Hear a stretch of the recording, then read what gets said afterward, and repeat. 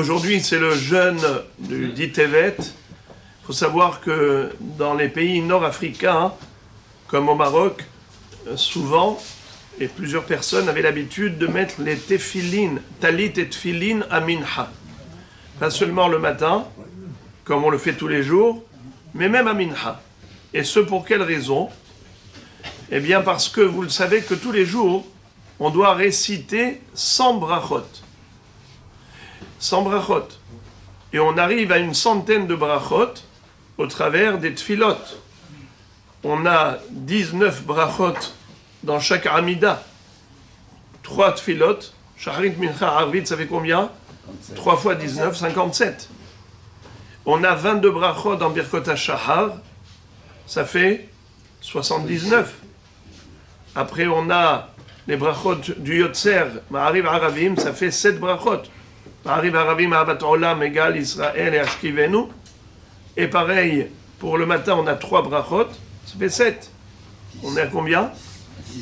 86. On est à 86 brachot.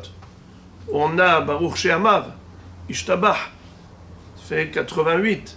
Et dans David, il y a une beracha aussi. Non, ça c'est un pasouk. C'est comme si vous lisez dans Tehillim, Baruch Ata Adonai Lamedeni Chukecha. Mais c'est pas une bracha. Justement, quand on ne veut pas faire une bracha levatala, alors on lit un pasouk. Et on dit ça. Alors, donc, il nous en manque. Après ça, généralement, il y a des brachot de...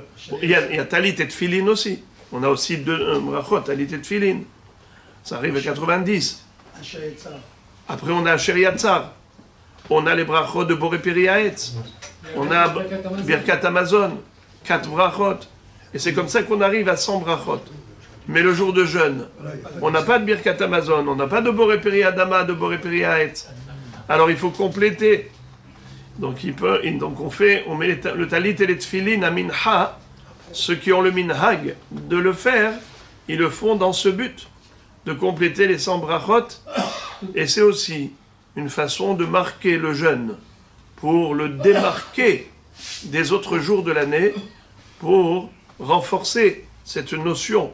Parce que malheureusement, il y a des gens qui ne tiennent pas compte des jeûnes. Ils ne jeûnent pas, malheureusement.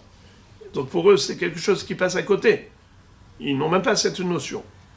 En voyant que les gens mettent le talit et tfilin à minha, ils posent la question, ils disent, mais pourquoi vous mettez talit et tfilin? Ah, parce qu'aujourd'hui, c'est le jour de jeûne. Et c'est comme ça qu'ils apprennent. Ils vont apprendre, avec le temps, cette notion de pleurer pour la destruction du temple, de jeûner jusqu'à ce qu'il soit reconstruit. Et c'est comme ça que, au travers des jeûnes, il y a un mouvement de teshuva collectif.